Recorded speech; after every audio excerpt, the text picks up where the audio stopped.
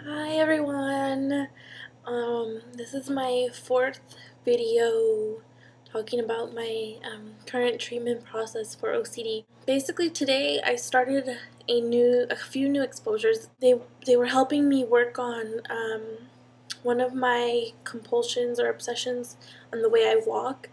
If I'm on a sidewalk and there's a leaf on the floor, I walk around it, or if there's like a twig or like a little, those old little gum stains from people dropping gum on the floor, like I'll walk around those things. And I have had like breakdowns where I'm already like so anxious with other things, and I just can't handle having to deal with more stuff, which is another reason why these past few months I was confined to my house. It was just too much to be going outside and dealing with that stuff. What they realized is that when I'm talking about my anxieties, I kind of like stop breathing.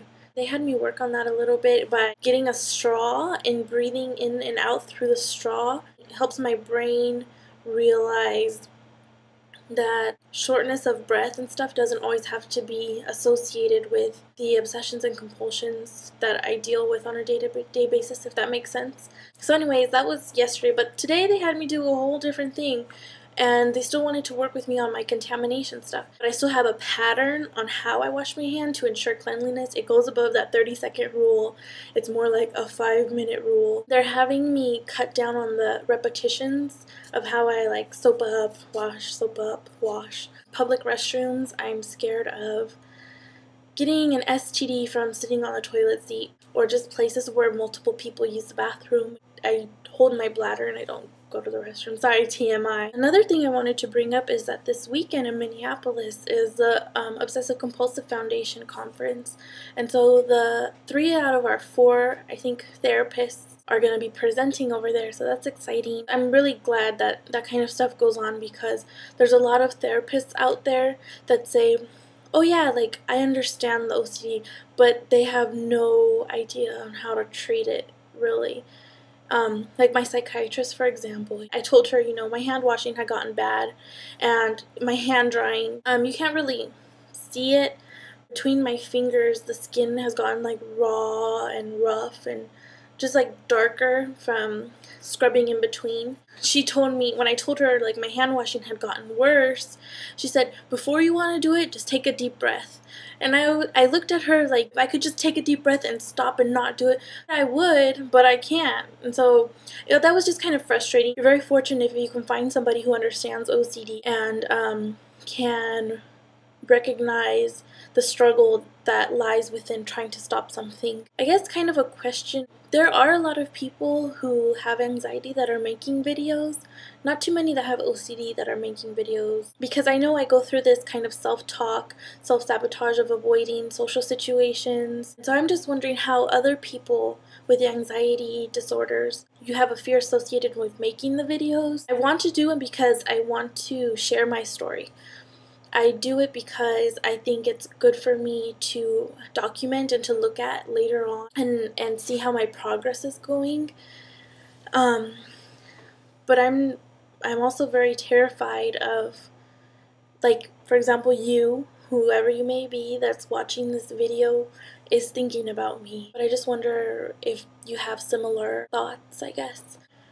And that's another thing. If anybody else that's watching this video has OCD, if you're in a relationship, do you find it hard to maintain that relationship? Or how do you cope with having your partner, having you, and having this disorder in the middle? How do you compromise around it, and how do you keep your relationship successful? My boyfriend will, when he's walking out, he turns a certain way. If I feel like he just created unbalance in his walk or something, he'll be nice enough to turn around for me, or he'll be grabbing stuff for me. A good example of how OCD was explained to me is that the way that we associate normal everyday activities with our fears, for example, like the perfectionism, the symmetry, the contamination fears, the intrusive thoughts, the fear associated with that obsession or compulsion is equal to the fear that a mother would feel if her child went missing in a store. or if somebody just broke into your house. At least for me, I could understand and relate. I will feel the same amount of panic if I am forced to take a 2-minute shower or even a 5, 10, 15-minute shower. If I am forced to walk over a bunch of leaves, walk over some path that I'm not used to, or for example, if my boyfriend turns the wrong way and refuses to turn the other way, or if I hit one side of my arm and I don't hit the other. Also, one of my obsessions is with the number 6. I hate that number. It probably has some scrupulosity attached to it, so just related fear, but I cannot stand that number. Saying it makes me upset. Seeing it makes me upset. So my boyfriend says 5.99 all the time. But anyways, the feelings associated with those small scenarios, everyday scenarios for the average person, create a sense of panic within the person, which is why compulsions come into play.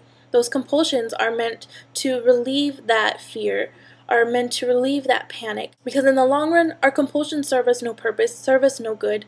They just take up our time, create reassurance for false fears. And the thing with OCD is that you know it's not rational. You feel you can't stop it.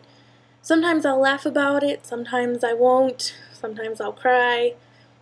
But overall, I know it's irrational, the things that I do, the fears that I have, and that's why I'm grateful I'm in treatment. Usually when I come home from treatment, I say, oh, I'm going to make a video and do this and that, or I'm going to do some artwork because art is one of my passions. But I always end up just being so exhausted that I just lay out on the couch. Oh, and that's another thing I wanted to show all of you. Just a quick glimpse into the things that OCD has caused me. Take a look. Empty. Look at my room. This is what it consists of. I have lived in this apartment for almost 9 months. I have not put my clothes in the closet. I have not moved my bedroom furniture in. I don't feel the room is... In order to move that stuff in, there's a big old ritualistic process that has to get done. And every time I get this close to doing it, I run out of daylight. And with the clothes in the closet, it's the same thing. There's an order and a pattern which has to be done. All the clothes have to be washed and put into plastic bags transfer from my mom's house to here before I will put them in. And I have to have all the same hangers and all of that. But that's one of the results of what my OCD has caused me and my boyfriend and our relation. This is our living environment because of the OCD. So I think that's all for now. If you have any questions or comments, please leave them below or message me. Thank you for watching. Take care. We'll talk later. Bye.